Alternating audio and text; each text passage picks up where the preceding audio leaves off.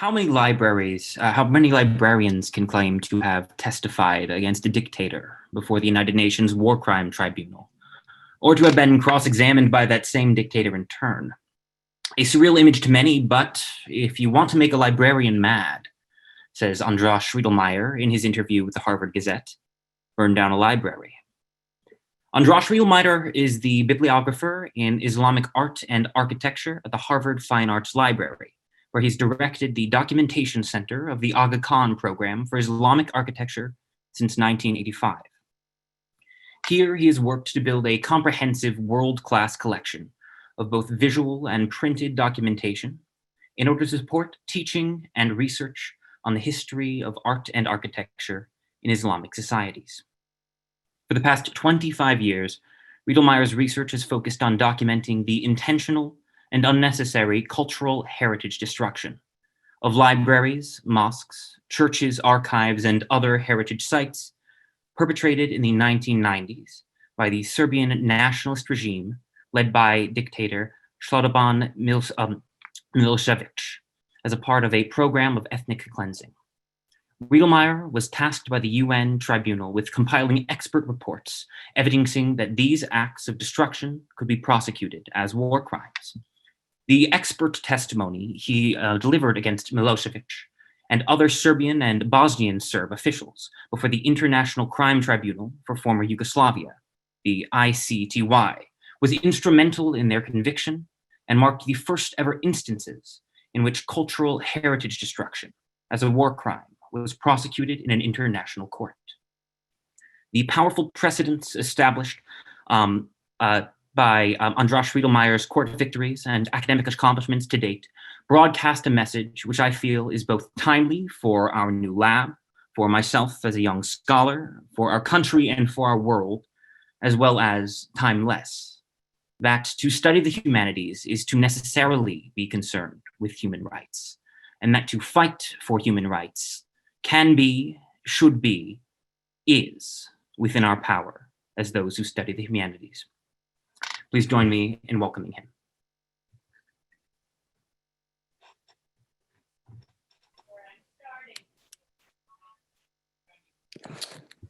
Oh. So thank you very much for that introduction. And I will now start the slideshow.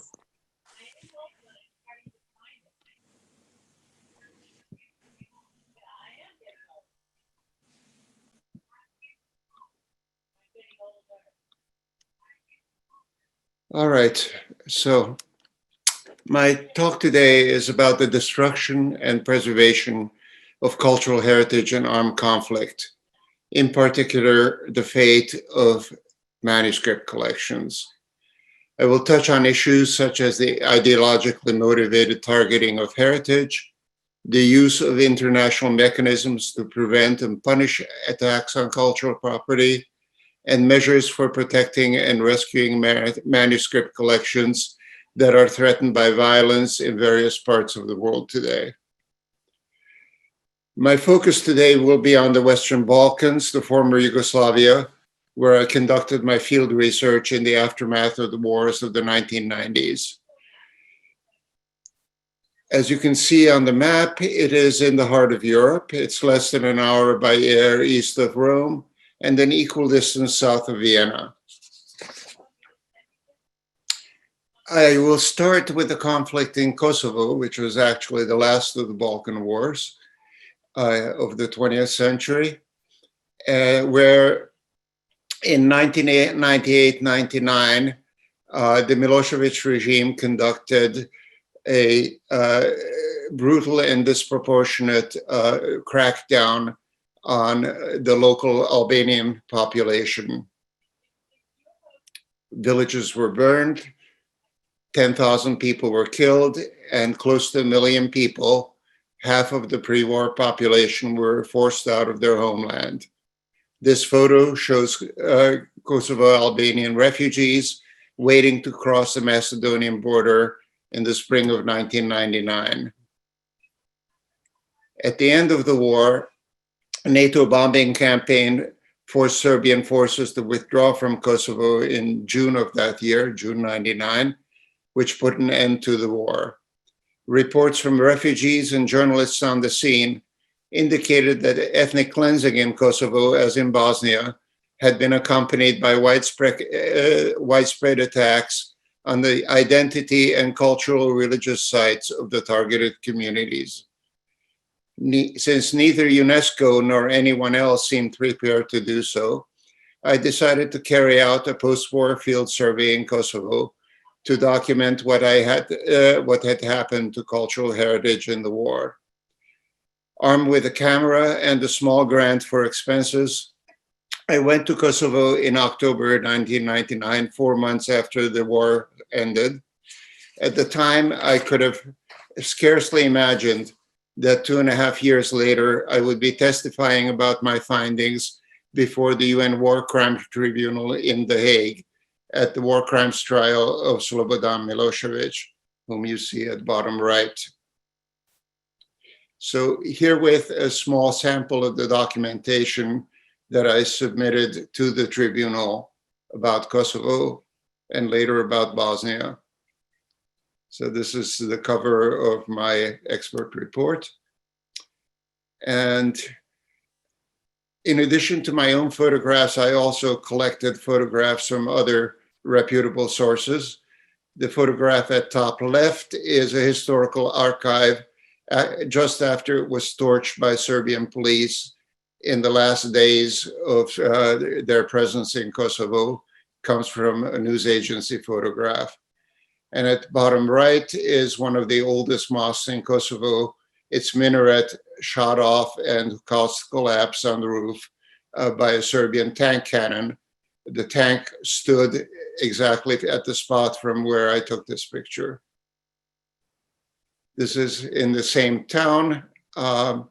Another old mosque from the 18th century, taken in December of 1998 at left, and its site in the fall of 1999 when I was there.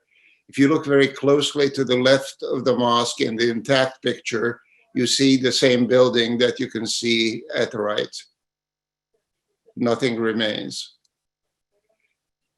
But we're talking mostly about libraries today, and so I'd like to show you some instances of book destruction.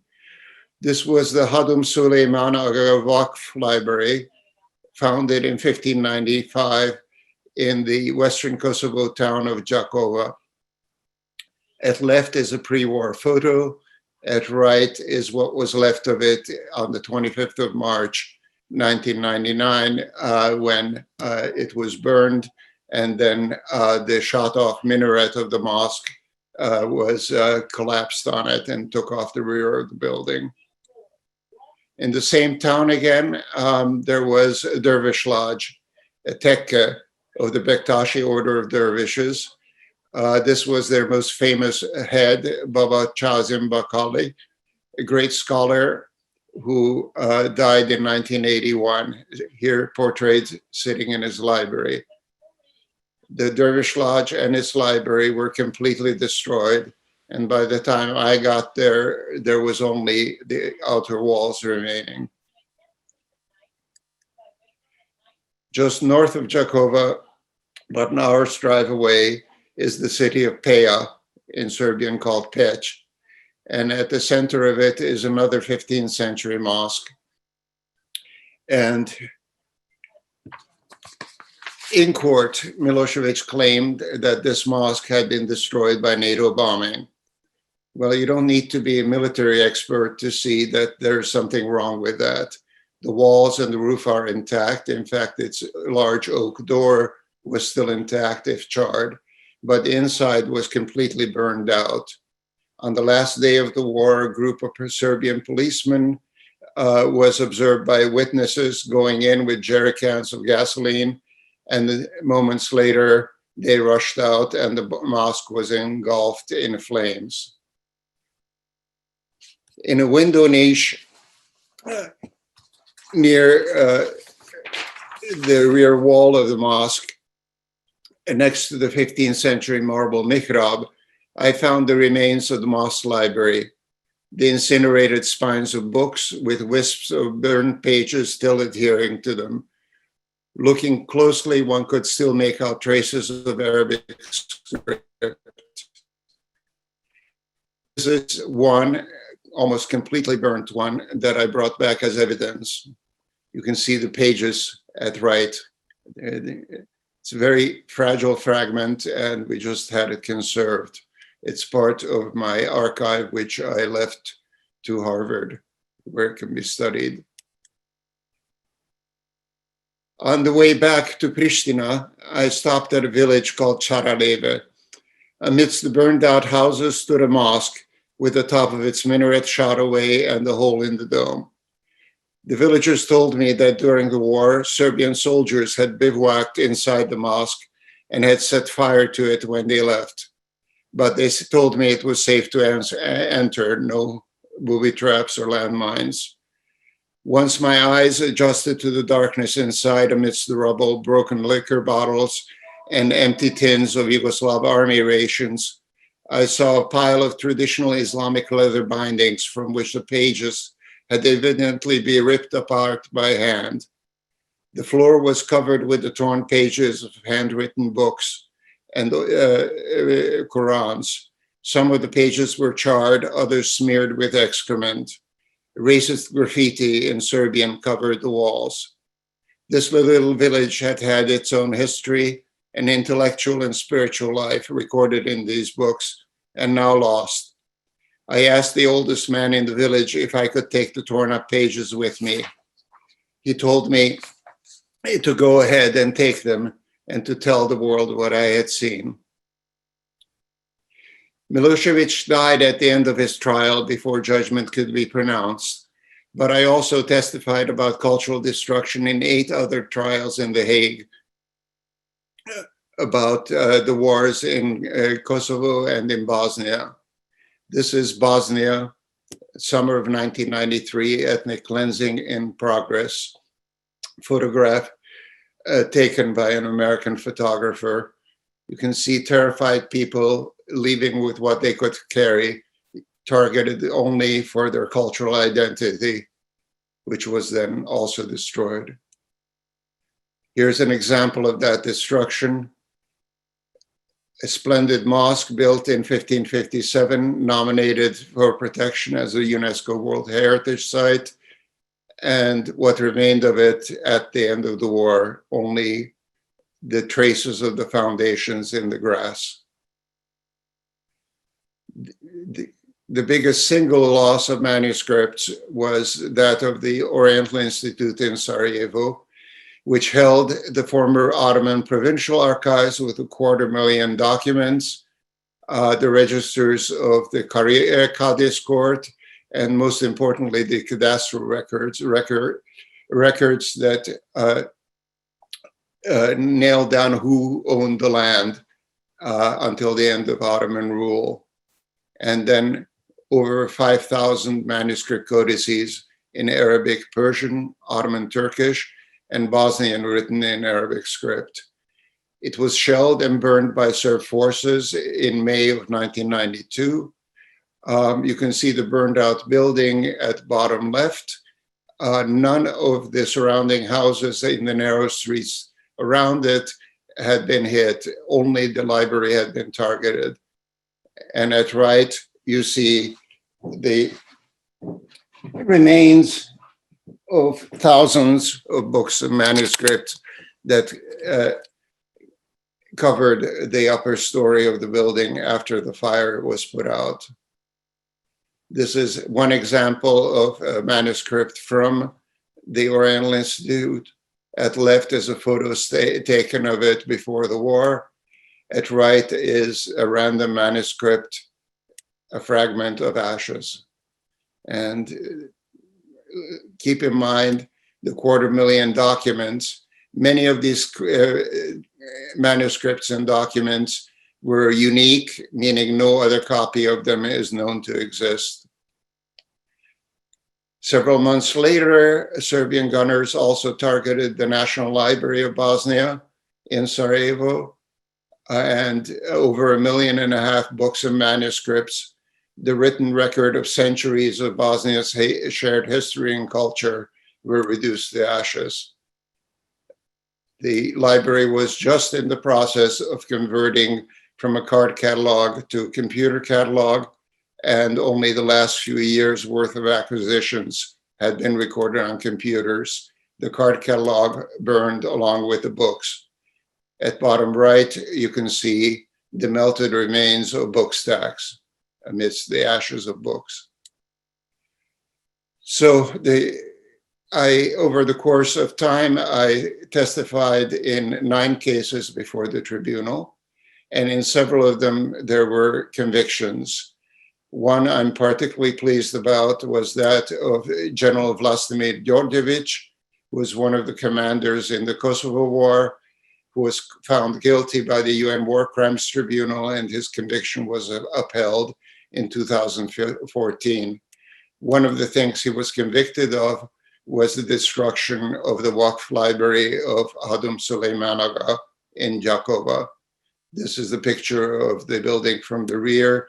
The little niches in the walls on which you can still see the char marks contain the books. So I was really shaken by having to record all this destruction. So I determined to try to do something about it. And I learned that although almost all of the Oriental Institute's manuscripts in Sarajevo had been destroyed, the Institute had been used by researchers for 40-some years, and it had no microfilm equipment, but it had a rickety photocopy machine. So I started collecting photocopies of manuscripts that were now ashes and scanning the photocopies and returning them to the Institute. And they went up on a website. The total collection is a few dozen manuscripts in whole or in part, and maybe 2,000 pages, but it's still better, as a librarian told me, than a handful of ashes. There were, however, also beams of light in the darkness.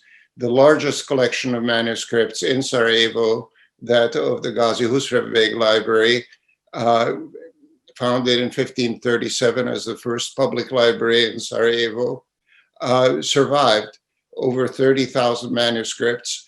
And it's a brilliant story led by the director of the library, Mustafa Yahic.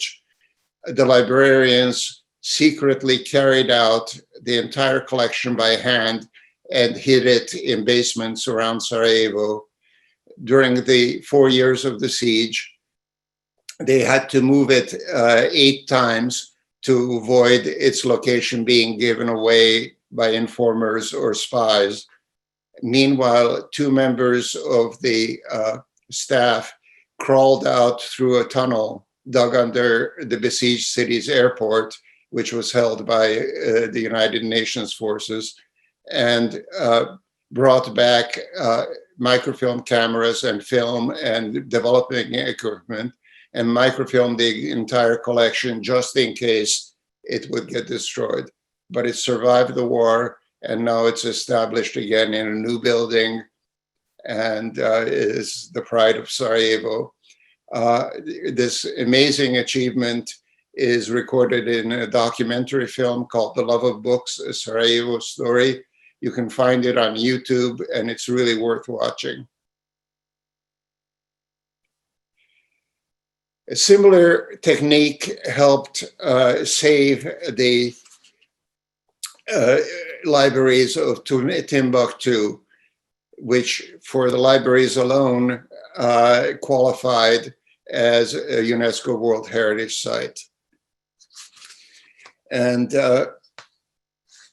in 2012, Timbuktu was occupied by Islamist extremists, an affiliate of Al-Qaeda, and they attacked the libraries as well.